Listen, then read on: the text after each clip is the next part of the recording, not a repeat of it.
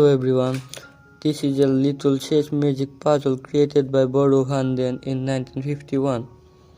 Firstly, you can try to solve this out. I am giving you a couple of seconds.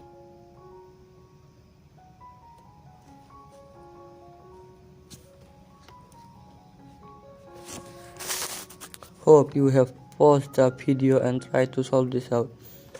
Now, if we promote this pawn to a queen, it will be a forced stalemate. So, we will promote this pawn to a knight. And after pawn to d3, we will go for a brilliant knight sacrifice. It is a forced move, so he has to take the knight. And now we will continue this variation.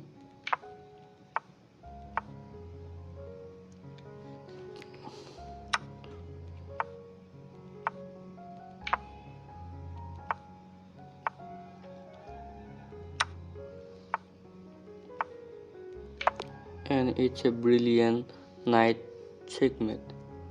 Thank you.